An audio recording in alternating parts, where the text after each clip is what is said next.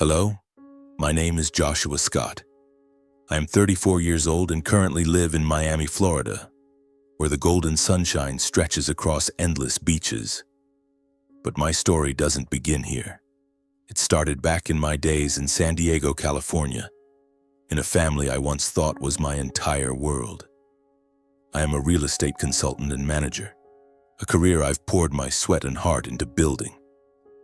People say I'm reserved, perhaps because I don't like to boast or attract curious stares. But if you ask me about my past, I'll tell you, not to brag, but so you can understand why I've become the person I am today. I wasn't born into the loving arms of my biological parents. I was adopted from an orphanage at the age of 4. My memories of the time before that are hazy, like a painting blurred by rain. I don't know who my birth parents were, nor do I have any clues about them. The only thing I know is the name Joshua, the name given to me at the orphanage, which I've kept as part of my identity. When I was adopted, I thought I had found a home. But life, as you know, is never as simple as a fairy tale. My adoptive father, Martin Scott, was an ambitious but vain man. He was the CEO of a car dealership in San Diego, earning a decent amount of money, enough for our family to live comfortably. But for him, money was never enough. He loved showing off, gleaming cars, expensive suits, and lavish parties where he could stand in the spotlight and talk about his successes. I still remember the times he drove home in a brand new Cadillac, a triumphant smile on his face, as if the whole world was bowing to him. But behind that glamour, I soon realized he was a reckless spender, borrowing from banks to sustain his extravagant lifestyle. Once, I overheard my mother quietly asking him about unpaid bills, and he brushed it off, saying, "Don't worry, Janet, I'll take care of it." My adoptive mother, Janet Scott, was the complete opposite. She was a high school teacher, gentle and full of affection. She had warm brown eyes that always looked at me with an understanding I rarely found elsewhere. She taught literature, and I still remember the evenings she sat at the dining table telling me stories from books, from Huck Finn's adventures to Gatsby's pain. She was the only person in the house who made me feel like I belonged. She never treated me differently from Andrew, my younger brother, even though I knew deep down that I wasn't her flesh and blood. Andrew, my brother, 4 years younger than me, was my parents' only biological child. He was a miniature version of our father, loving the glitz and always wanting to be the center of attention. Andrew was spoiled from a young age, always favored by our parents. If I wanted a new pair of shoes, I had to explain why. But Andrew only had to point at something he liked, and it would appear in his room the next day. I don't blame Andrew, honestly. He grew up in that indulgence, and that's how he learned to live. But sometimes I wondered if he ever noticed the invisible distance it created between us. Our family lived in a middle-class neighborhood in San Diego, in a 2-story house with a small garden. It wasn't a mansion, but it was spacious enough for me to have my own corner, where I could read books or dream about a future where I was in control of my own life. But the person who influenced me the most didn't live with us. It was my adoptive grandfather, Henry Scott, my father's father. He was a seasoned real estate investor, owning properties across the United States. He lived in Rancho Santa Fe, in a sprawling estate with ornate iron gates and meticulously tended gardens. Every time I visited him, it felt like stepping into another world, a world of refinement, vision, and lessons I could never find at home. Henry was a tall man with silver hair, a kind smile, and sharp eyes that seemed to see through everything. He never boasted, though he had every right to. He once told me, "Joshua, in real estate, value doesn't lie in how much you own, but in how you manage it." I remember summer afternoons when I was 15, sitting with him in his office that smelled of wood and old books. He would open thick ledgers showing me how to read zoning maps, evaluate land, and assess a property's worth beyond mere numbers. "Boy," he said in his deep, steady voice, "one day, you'll do greater things than I have." What I cherished most about him was his fairness. He never treated me like an adopted grandson. To him, Andrew and I were both his grandchildren, no more, no less. He spent time with both of us, but I felt a special trust he placed in me. Perhaps he saw that I listened, that I learned, and that I wasn't swept up in the false glamour like my father or Andrew.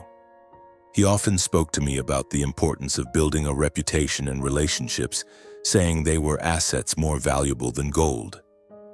Money can buy land, but only integrity can keep it, he said, and I carried those words in my heart. But our family wasn't always harmonious. Despite my mother's efforts to bridge the gaps and keep us connected, I always felt like a misfit puzzle piece. My father often called me the kid we picked up. Not with malice, but each time I heard it, it felt like an invisible knife cutting into my heart. Andrew, as he grew older, picked up on it too, occasionally throwing out snide remarks. "You're not blood, so don't get your hopes up," he once said during an argument over a toy when we were kids. I didn't respond, but those words lingered, like small scars that never fully healed. My mother was the only one who noticed my pain. When I was 16, I sat alone in my room, staring out the window, wondering if I truly belonged here. She walked in, placed a hand on my shoulder, and said, "Joshua, you are my son no matter where you came from. Don't let your father's or Andrew's words make you doubt your worth." I didn't cry, but deep inside I felt profound gratitude. She couldn't change my father or Andrew, but she gave me an anchor to keep going. Life moved on, and I gradually learned to accept my place in the family. I didn't seek validation from my father or Andrew. Instead, I found it in Henry, in the lessons he taught me, and in myself. I started dreaming of a day when I would stand on my own, independent of anyone. I didn't know that just a few years later my life would change forever, starting with a profound loss and a secret I never could have anticipated. At 18, I enrolled at UC San Diego, majoring in business administration. Those college years were the freest time of my life. I lived away from home in a dorm, and on weekend afternoons I often drove to Rancho Santa Fe to visit Grandpa Henry. He was the same as ever, his hair whiter, his voice slower but still sharp. He loved sitting in his armchair in the living room, gazing out at the garden with rose bushes that my late grandmother had once tended. Our conversations were always the highlight of my week.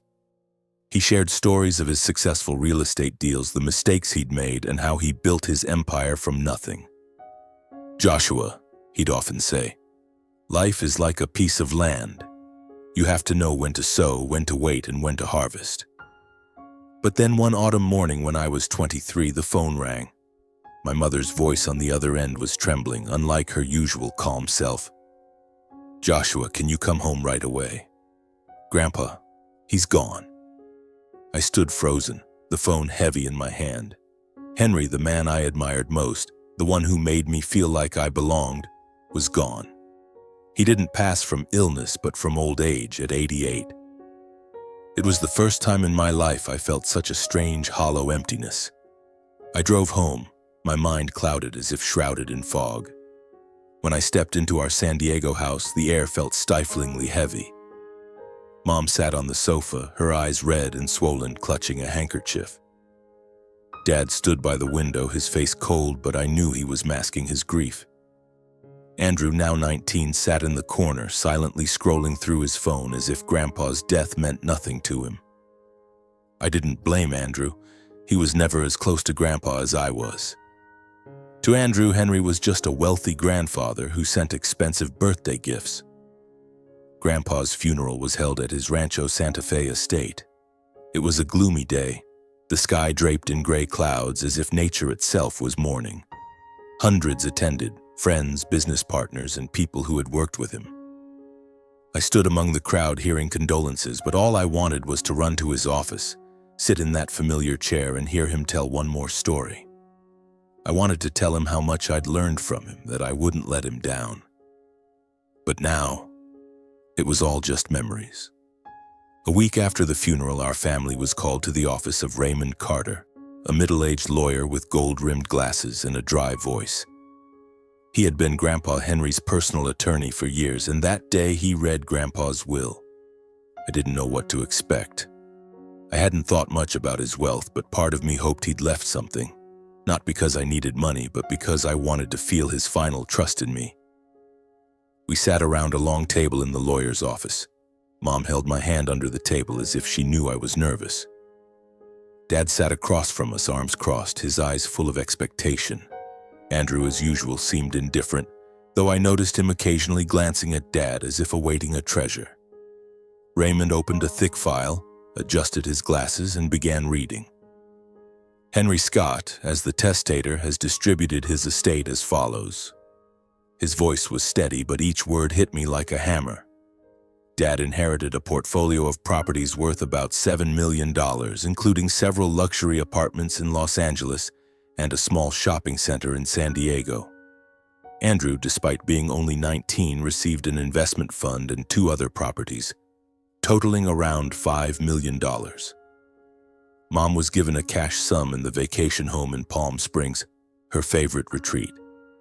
As for me, I listened anxiously, waiting for my name, but when the lawyer finished, he closed the file and fell silent. My name wasn't mentioned. The room sank into stillness. I felt the blood in my veins turn to ice. Dad looked at me, the corner of his mouth curling into an unreadable smile, not quite malicious, but enough for me to know what he was thinking. Andrew didn't hold back. He burst out laughing, his voice dripping with sarcasm. An adopted kid dreaming of an inheritance, huh, Joshua? Mom squeezed my hand, whispering, "Don't mind them." But I couldn't help minding. I wasn't angry at Grandpa Henry. I couldn't be. But the pain in my chest burned like a smoldering fire, consuming any faint hope that I was truly part of this family. As we left the office, Dad patted my shoulder, his tone half joking, half serious. "Don't be sad, Joshua. Grandpa must have had his reasons. Just focus on your studies and I'll take care of you." But I knew Dad wouldn't take care of me. To him, I was just a responsibility, not a son. Andrew was worse. On the drive home, he wouldn't stop talking about buying a sports car, traveling to Europe, and living like a king with his inheritance. I sat in the back seat staring out the window, trying not to let tears spill. That night, I lay in bed staring at the ceiling. I wondered what I'd done wrong. Was I not good enough? Did Grandpa, despite his affection, not see me as his true grandson? Those questions swirled in my mind, keeping me awake. But then I remembered his words. "Joshua, your value isn't in what others give you, but in what you build." I told myself I wouldn't let this define me. If Grandpa didn't leave me anything, he must have had a reason. I trusted him. I had to trust him. Mom was the only one who saw my pain. The next morning, she knocked on my door, bringing a tray of freshly baked cookies, my favorite since childhood. She sat beside me, saying little, just placing a hand on my shoulder. "Joshua," she said softly, "I know you're hurting, but I believe you'll do great things. Grandpa believed it too. Don't let the will make you doubt yourself." I nodded, but inside I still felt empty. Mom couldn't understand that for me, the will wasn't just about money. It was about where I belonged. In the months that followed, our family's life changed rapidly. Dad began spending more extravagantly than ever. He bought a yacht, threw lavish parties, and even invested in business ventures I knew would fail. Andrew started living like a rock star, buying designer clothes and partying at exclusive clubs.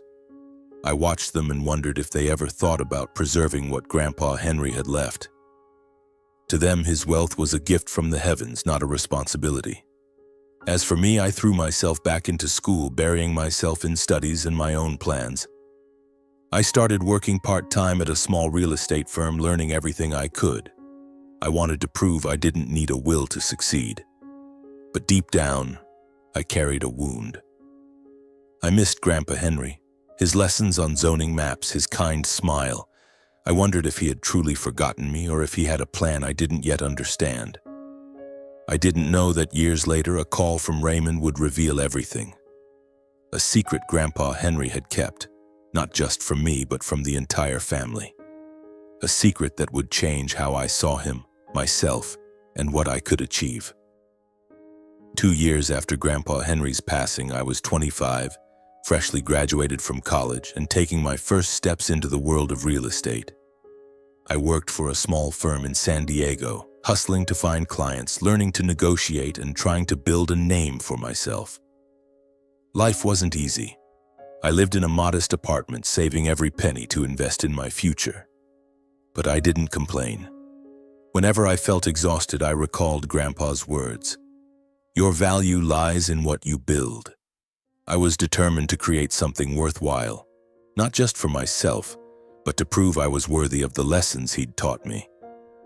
Meanwhile, my family was spiraling downward. Dad spent money as if it would never run out. He bought another sports car, took extravagant vacations, and invested in projects I knew were financial traps. Andrew, now 21, was no better. He dropped out of college, declaring he'd get rich quick by starting his own company. But Andrew's startup was little more than a playground.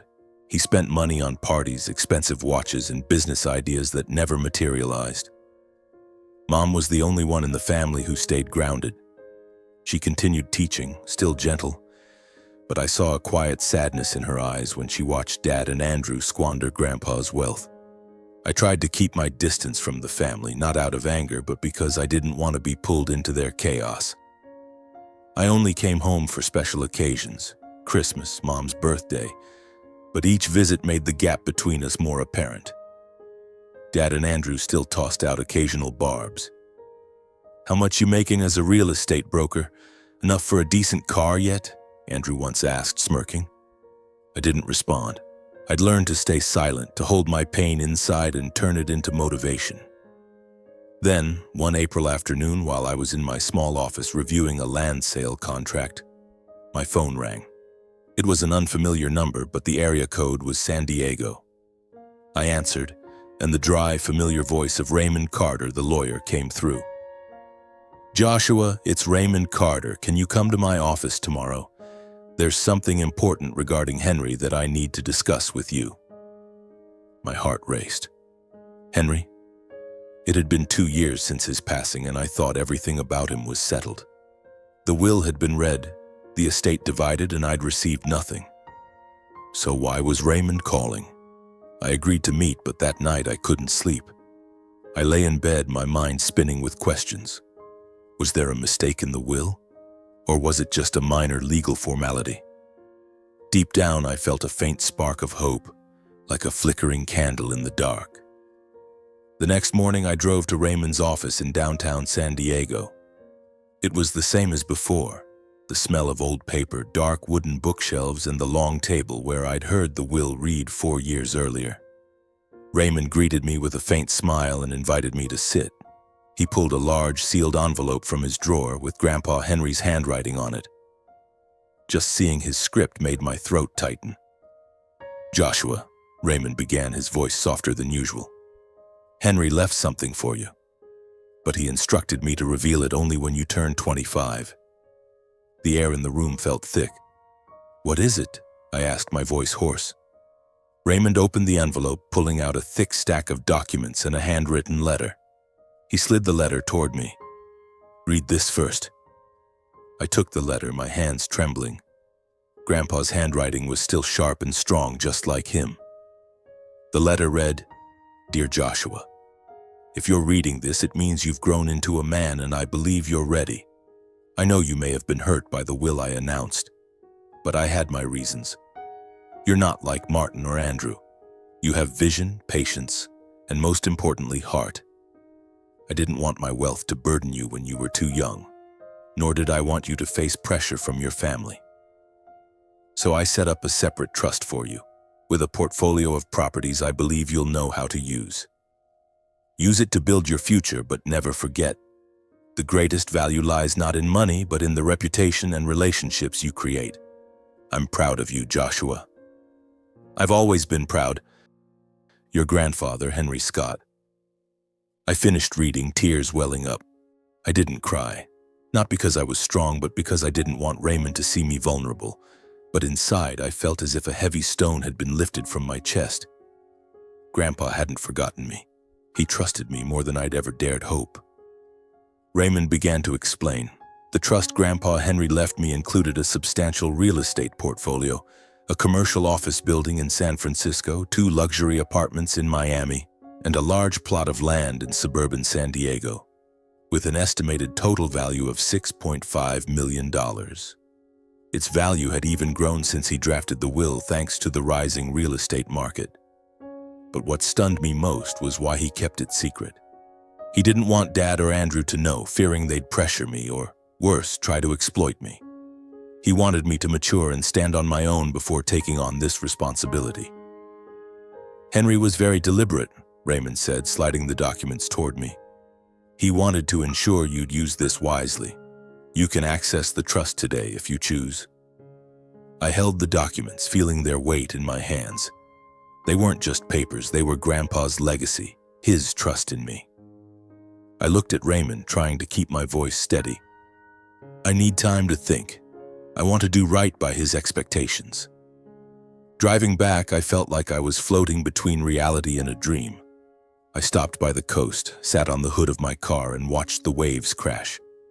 I thought of Grandpa Henry, the afternoons he taught me to read zoning maps, his kind smile when I shared my dreams. I thought of the times Dad and Andrew mocked me, calling me the kid they picked up. And I thought of Mom, the only one who always believed in me. I vowed not to let Grandpa down. I would use this trust to build something greater, not just for me, but to honor his legacy. In the days that followed, I began studying the real estate portfolio in the trust. I visited each property, spoke with managers, and made plans. I didn't rush. I knew that to succeed, I needed patience, just as Grandpa Henry had taught me.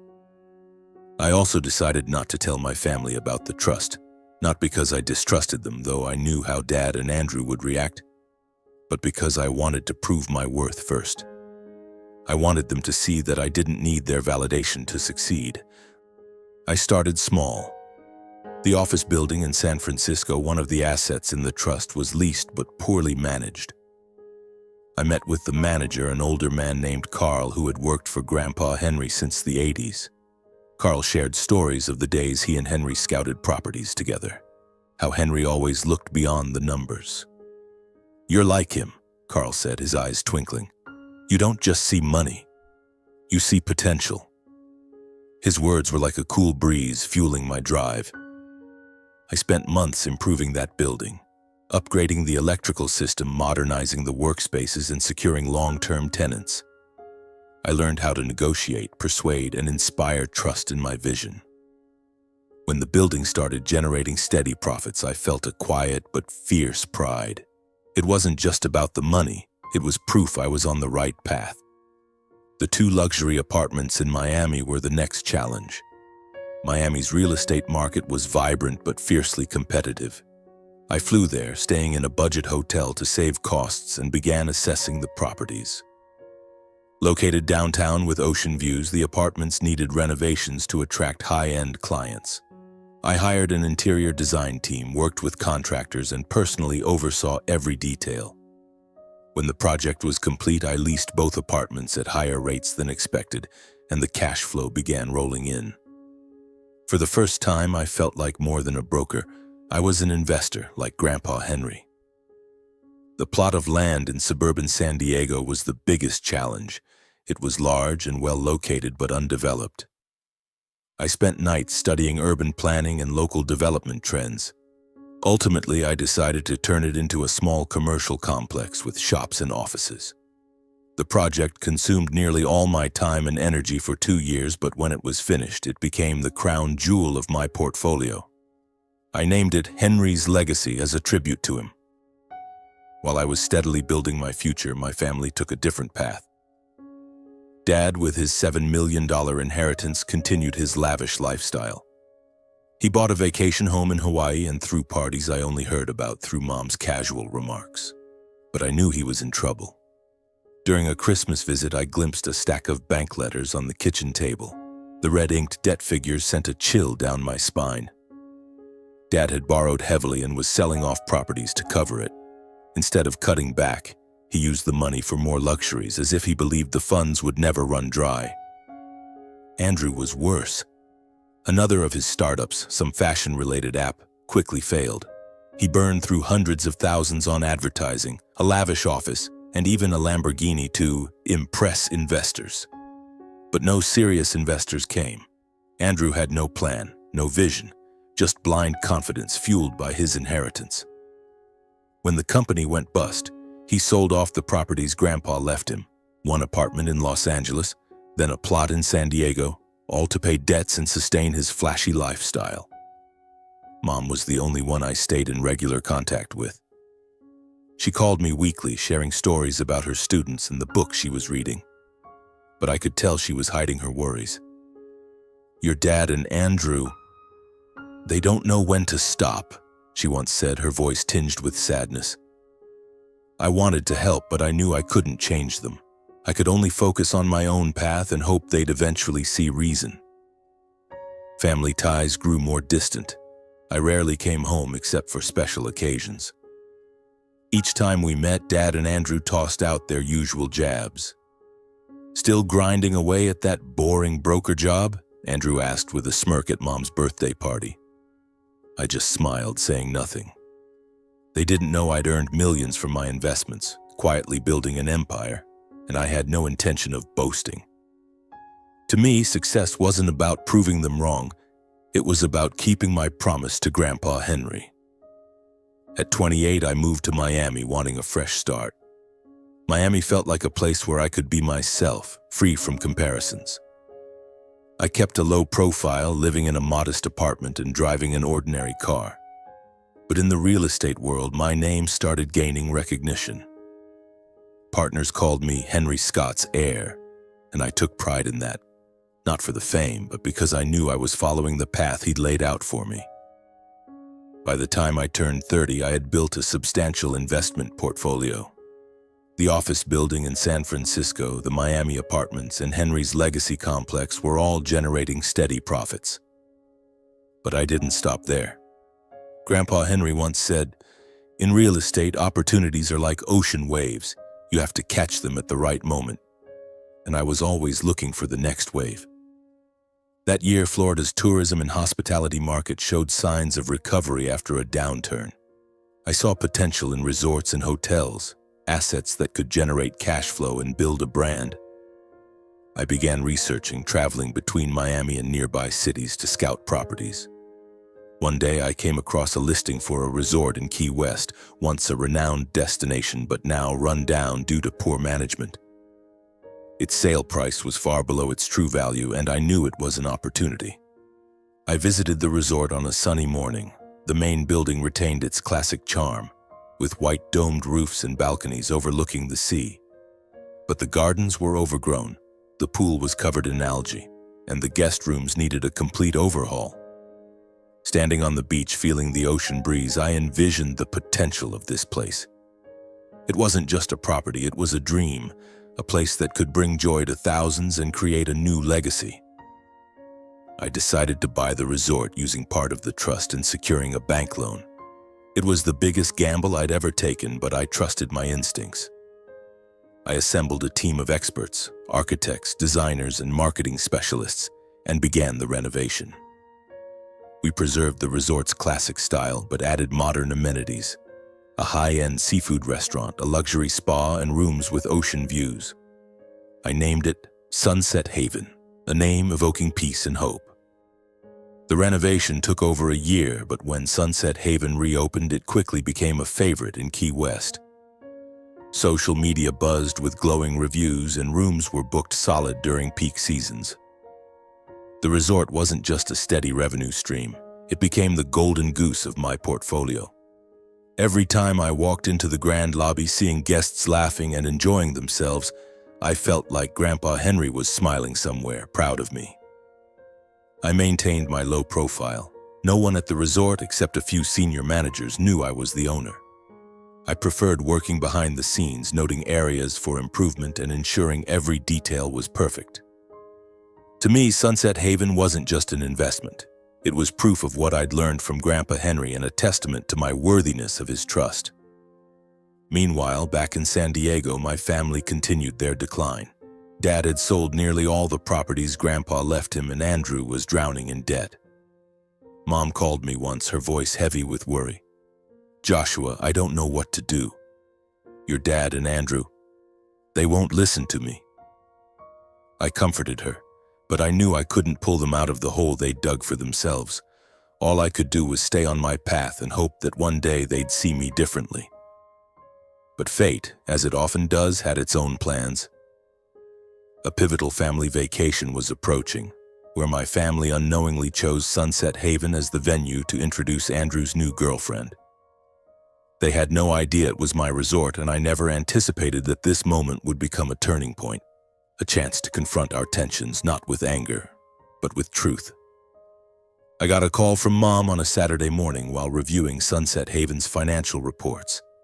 Her voice was unusually cheerful, a stark contrast to recent calls. "Joshua, are you free next week? We're planning a family vacation to introduce Andrew's new girlfriend. Her name's Judy and her family's well off. We want to make a good impression." I smiled over the phone, sensing Mom's excitement. She always tried to keep the family together, despite how hard it had become. "Sounds great, Mom.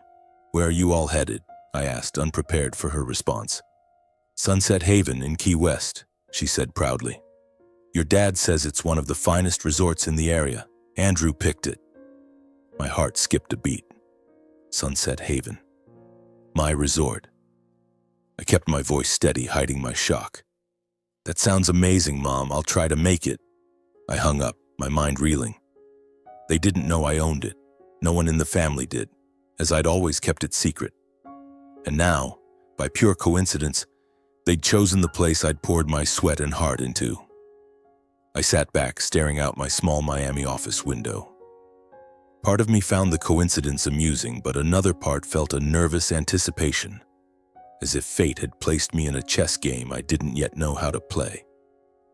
I wasn't ready to reveal I owned the resort, not yet. I wanted to observe to see how my family would behave when they thought I was just another guest. I called Lisa, Sunset Haven's manager, and asked her to keep my identity confidential. "Treat me like a regular guest," I instructed. Lisa, who'd worked with me from the start, chuckled softly over the phone. "You're a strange one, Joshua. But all right, I'll play along." The following week, I flew to Key West with a small suitcase and mixed emotions. Stepping into Sunset Haven's main lobby, I couldn't help but feel proud. The white walls gleamed under the sunlight, the scent of lavender wafted from the newly landscaped gardens, and the distant sound of waves lapped gently. Everything was perfect, just as I'd envisioned. But that pride quickly faded when I checked in.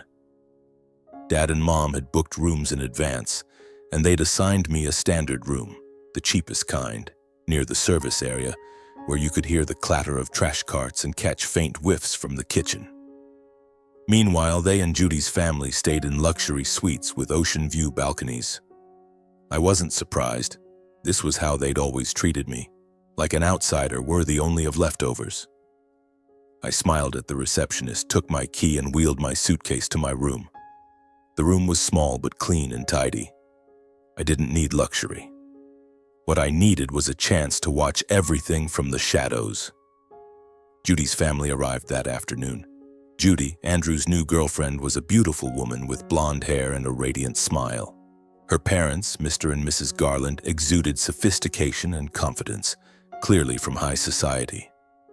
I met them at a welcome dinner in the main lobby where Dad had reserved a grand table with expensive wine and fresh seafood. Andrew, as usual, was dressed ostentatiously in a silk shirt and a gleaming Rolex. Dad bragged endlessly about his successes, though I knew most of it was exaggerated. Mom sat quietly, offering her gentle smile, but I could tell she was trying to keep things balanced. When I approached the table, Dad glanced at me, a flicker of surprise in his eyes. "Joshua, you made it? Good, good, sit down, I'll introduce you." He introduced me to the Garlands, adding, "This is Joshua, my adopted son. He's a real estate broker, but well, still trying to make it." He laughed loudly as if it were a harmless joke. Andrew smirked, chiming in, "Yeah, he's into selling small houses, nothing big." I smiled, nodded politely to the Garlands, and took a seat. Inside, a quiet fire burned, but I reminded myself to stay calm. This wasn't the time to respond. The dinner was lively, but I noticed the Garlands seemed uncomfortable with Dad and Andrew's boasting. When Dad rambled about his new yacht, which I knew he'd bought by selling another property, Mr. Garland nodded politely, his eyes cool. Judy tried to blend in, but I caught her glancing at Andrew with subtle doubt. Mom, as always, steered the conversation toward lighter topics, but Dad and Andrew kept pulling it back to themselves. After dinner, I returned to my room, lying on the bed and staring at the ceiling. I wasn't angry, but a quiet sadness settled over me. They still saw me as a failure, someone unworthy. But I knew the truth. I knew what I'd built, and I knew Sunset Haven was proof of it. I decided that during this vacation I wouldn't just be a guest. I'd observe, take notes, and prepare for something. Not to seek revenge, but to show them who I really was. The days that followed at Sunset Haven were a mix of moments that left me both amused and heartbroken. I played the role of an ordinary guest, strolling around the resort, noting areas for improvement, from how the staff arranged dining tables to the speed of handling guest requests. But I couldn't help noticing how my family behaved. Dad and Andrew continued their boasting. At a poolside breakfast, Andrew regaled Judy's family with tales of his startup, though I knew it had gone bust long ago. "I'm planning to expand to Europe," he said, holding a mimosa. Mr. Garland nodded, but his eyes betrayed skepticism. Dad, meanwhile, bragged about big deals he'd made, though I knew most of his wealth had been sold off to cover debts. Mom tried to steer the conversation away, but Dad and Andrew seemed unstoppable. "Joshua, why don't you tell us about your work?"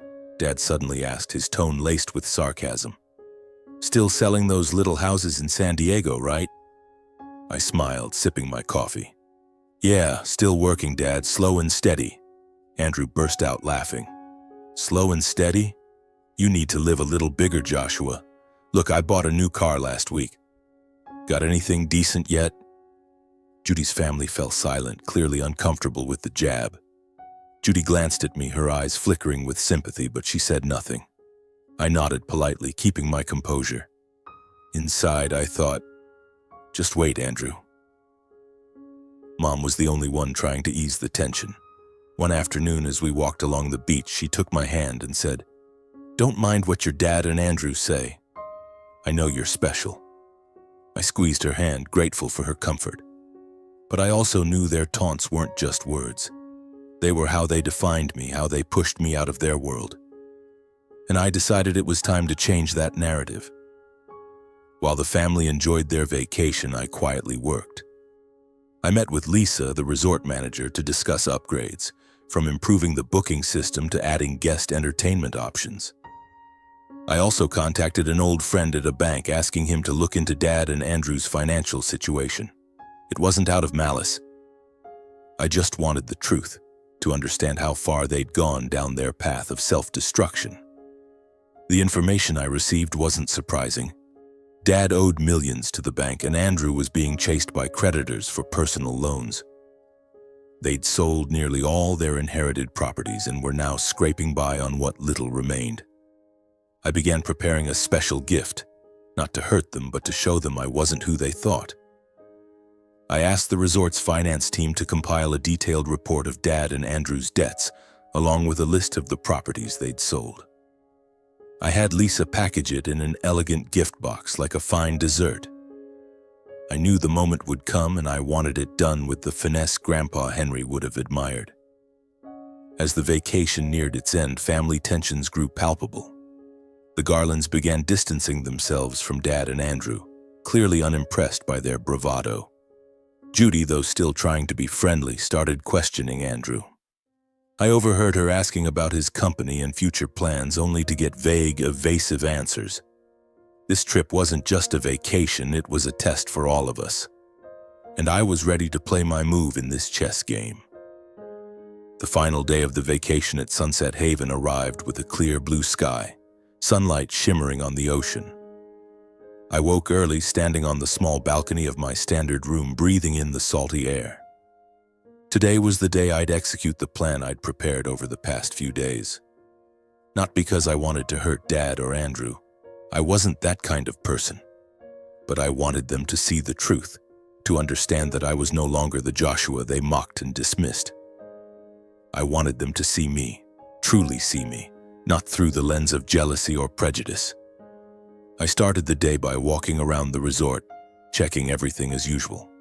The staff were polishing dining tables, the gardens were being watered, and soft music played from the outdoor bar. Everything was perfect, just as I'd built it. Lisa, the resort manager, caught me near the pool. She handed me a small silver box wrapped in red tissue paper with a gold ribbon. "Your requested gift," she said, her eyes twinkling as if she knew what was coming. I smiled, thanked her, and carefully tucked the box into my bag. Inside was a detailed printout of Dad and Andrew's debts and the properties they'd sold to cover them, presented like a legal document, clear and undeniable. I didn't want to publicly humiliate them, but I wanted this moment to make them rethink. The final lunch of the vacation was held at the resort's main restaurant, an open space with ocean views. Dad had reserved a large table for our family and the Garlands. As I walked in, Dad was animatedly telling a story, gesturing enthusiastically, while the Garlands nodded politely but seemed disengaged. Andrew sat next to Judy, trying to impress her with talk of a new investment plan I knew didn't exist. Mom sat quietly, her eyes flickering with concern as she glanced at me. I smiled reassuringly, but inside I knew this wouldn't be an ordinary meal. I took a seat across from Andrew. He looked at me, smirking. "So, Joshua, how's the vacation? Enjoying that little room near the trash area?" He laughed loudly, and Dad joined in as if it were a brilliant joke. The Garlands exchanged glances, visibly uncomfortable. Judy lowered her head, pretending to study the menu. I just smiled, shrugging. "The room's fine, Andrew. I don't need much." My response seemed to disappoint him, as if he'd hoped for anger or a bigger reaction. But I'd learned to stay calm, to wait for my moment. The meal unfolded awkwardly. Dad and Andrew kept boasting about upcoming trips, luxury items they planned to buy. I listened, noting every word. Mr. Garland, a reserved but sharp man, began asking tough questions. "Martin, you mentioned real estate investments," he said evenly. "The market's risky these days. How do you manage your portfolio?" Dad hesitated, offering a vague response about long-term strategies. I had to suppress a laugh. I knew his strategy was selling assets to pay debts. As dessert was served, I signaled Lisa. She nodded, and a waiter approached with the silver box I'd prepared. "Ladies and gentlemen," he said professionally, "we have a special gift from the resort to thank you for choosing Sunset Haven." He placed the box in the center of the table in front of Dad. Everyone looked at it curiously. Dad laughed heartily, clearly thinking it was a lavish gesture. "How thoughtful." "Open it, Andrew," he said, pushing it toward his favorite son. Andrew untied the ribbon and lifted the lid, pulling out a neatly folded stack of documents. His brow furrowed as he flipped through a few pages. "What is this?" he muttered, his voice shaky. Dad peered over his shoulder and his smile vanished. I sat still, watching. The Garlands and Judy exchanged confused glances. Mom gripped my hand under the table, her eyes full of worry. "Martin, what's this?" Mr. Garland asked, his tone icy. Dad tried to stay composed, but his hand trembled as he held the documents. "Just some papers, probably a mistake," he said, his voice faltering. Andrew, unable to restrain himself, slammed the documents on the table. "Who's behind this stunt?" he snapped, drawing stares from nearby tables. I sipped my water, waiting. The documents detailed Dad and Andrew's debts, millions in bank loans, sold properties, and lavish expenses they couldn't justify. I'd had a friend at a bank and a debt management firm compile the information. Every number, every transaction was laid bare. It wasn't just a report, it was a mirror reflecting the truth of what they'd done with Grandpa Henry's legacy. Mr. Garland picked up the document, skimming a few pages. His face darkened. "Martin, is this accurate?" he asked, his voice sharp as a blade.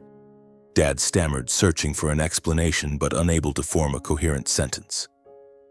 Andrew, red-faced, turned to the waiter. "What kind of sick joke is this? Who's responsible? I want to speak to your manager now." He was nearly unhinged, but I just looked at him calm. I stood, signaling Lisa. She approached, maintaining her professional smile. "Dear guests," she said clearly, "if there are any complaints about our service, please address them to our owner." She paused, looking directly at Dad and Andrew. "Mr. Joshua Scott, the owner of Sunset Haven." The table fell silent, not an immediate stunned silence, but a heavy one. Dad let out a scoffing laugh, dripping with disbelief. "What? Joshua? The owner of this place? Don't be ridiculous, young lady. He couldn't possibly own something like this." Andrew laughed too, but his glance at me wavered. "You've got it wrong," he said, still mocking. "My brother's just a small-time real estate broker. No way he's got the money for a resort. He's putting on a show, right, Joshua?" I didn't respond, just nodded slightly to Lisa. She smiled, pulling a Sunset Haven business card from her pocket with my name, Joshua Scott, owner. She placed it on the table in front of Dad. "I assure you, there's no mistake," she said firmly. "Mr. Scott purchased and renovated Sunset Haven 3 years ago. If you need further confirmation, I can provide legal documentation." The atmosphere at the table shifted entirely. Dad picked up the card, staring as if he couldn't believe his eyes. His mouth opened, but no words came out. Andrew froze, eyes wide, gripping the table's edge. No way," he mumbled, his voice fading. The Garlands looked at me, their expressions shifting from doubt to shock, then slowly to respect. Judy, for the first time all trip, gave me a shy but genuine smile, as if seeing me in a new light. Mom squeezed my hand under the table, her eyes glistening with pride and tears. Dad suddenly changed his tone, trying to regain composure. "Joshua, well done," he said awkwardly. I always knew you had potential." Andrew stammered too, clearly trying to smooth things over. "Hey Joshua, all that stuff these past few days, just joking, you know? Don't take it personally, we're family, right?" But I saw panic in their eyes. They weren't seeking reconciliation out of affection. They were scared, afraid I'd use this truth to corner them. I stood tall, looking directly into their eyes. "Thank you for choosing to stay at my establishment," I said evenly, my words carrying weight. "I hope you've had a memorable vacation.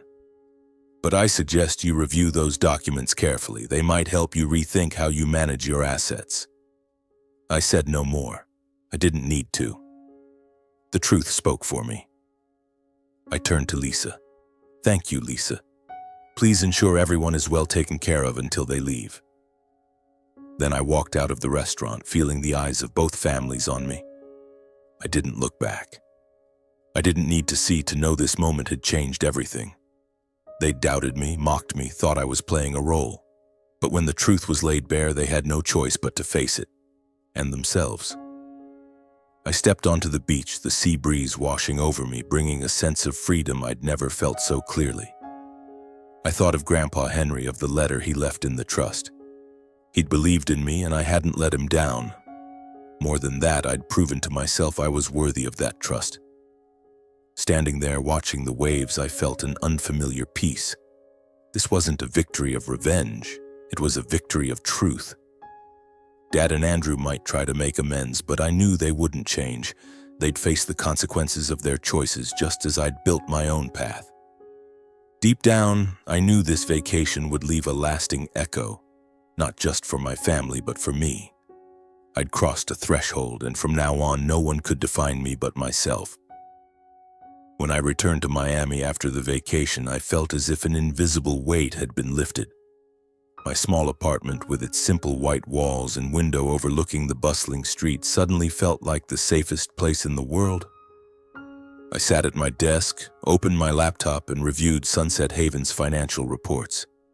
The resort was thriving, bookings were steadily increasing, and the improvements I'd noted during the trip were already being implemented. But my mind wasn't entirely there. I thought of Dad, Andrew, Mom, and what had happened in Key West. I didn't feel triumphant, but I felt peace, a peace I'd been searching for a long time. In the days that followed, my phone rang constantly. Dad called first, his voice hesitant, unlike his usual confidence. "Joshua, where are you?" "I'd like to talk," he said, trying to sound gentle. I knew he wasn't really apologizing. He wanted my help, my money, my connections to pull him out of his debt. I responded briefly, politely but firmly. "Dad, I'm busy. If you need something, talk to Mom and I'll consider it." I hung up, cutting off any chance for him to press further. Andrew called too, but I didn't answer. He sent a long string of texts, a mix of apologies and excuses, but I didn't reply. I wasn't ready to cut them off completely, but I needed boundaries. They'd had too many chances to change, and I couldn't keep fixing their mistakes. Mom was the only one I wanted to talk to. She called me one evening, her voice as gentle as ever. "Joshua, I'm so proud of you," she said, and I could hear her holding back tears. "I had no idea you'd accomplished such great things." Henry, he must be smiling somewhere. Her words warmed my heart. I told her about the trust, what I'd built, and how I wanted to preserve Grandpa Henry's legacy. She listened, and when I finished, she said simply, "You're my son, Joshua, no matter where you came from." It was the first time I'd cried since Henry's death, not out of sadness, but because I knew I wasn't alone. I later heard about Judy's family through a mutual friend. The Garlands, after seeing the truth about Dad and Andrew's finances, decided Judy shouldn't pursue a relationship with Andrew. Judy, I was told, was disappointed but not surprised. She even sent me a brief message. "Thank you for showing me the truth, Joshua. Wishing you success." I didn't respond, but I smiled reading it. I didn't blame her. She was just someone caught in my family's story. As I'd predicted, Dad and Andrew quickly faced consequences. The bank began seizing assets, forcing them to sell their last holdings, the yacht, the Hawaii vacation home, even Andrew's prized Lamborghini. Mom told me they'd moved to a smaller house in San Diego, living more frugally than ever. Dad no longer threw lavish parties, and Andrew, for the first time, had to take a regular job. I didn't take pleasure in the news, but I wasn't sad either. They'd chosen their path, and now they had to live with it. As for me, I kept working. Sunset Haven became one of Key West's most renowned resorts, drawing guests from across the globe. I expanded my portfolio, acquiring a small hotel in Miami and a plot in Orlando for development. But I stayed true to my low-key lifestyle. I didn't need fancy cars or mansions. I drove an ordinary car, lived in my modest apartment, and focused on what mattered: improving the resort's services or rereading Grandpa Henry's notebooks, which I kept in a safe. One evening, I sat on Sunset Haven's balcony watching the sun sink into the sea. The sky glowed orange, and I recalled Henry's words. "In real estate, the greatest value isn't in land or buildings, but in the reputation and relationships you build." I smiled, feeling as if he were somewhere, watching and nodding. I'd done what he expected, not just building wealth, but a reputation rooted in integrity and hard work. More than that, I'd overcome myself. The years of mockery, being dismissed, being called the adopted kid, no longer defined me. I'd risen above them, not through revenge, but by proving who I was. The Sunset Haven vacation wasn't just a turning point for my family. It was a turning point for me. I'd found confidence, peace, and a sense of belonging I once thought I'd never have. I didn't know what the future held. Maybe one day Dad and Andrew would truly change, and we'd find a way to reconcile. Maybe Mom would visit me in Miami and we'd walk the beach together, reminiscing about old times. Maybe I'd keep expanding my empire, or perhaps I'd find a new purpose, a new dream. But one thing I knew for certain: no one would define me anymore. I was Joshua Scott, not an adopted kid, not an outsider, but a man who'd built his life step by step. As the sun sank below the horizon, I stood, taking a deep breath. The sea breeze carried the scent of salt and freedom. I thought of Grandpa Henry, Mom, my achievements, and what lay ahead. I smiled, not because I'd defeated anyone, but because I'd found myself, and that to me was the greatest victory.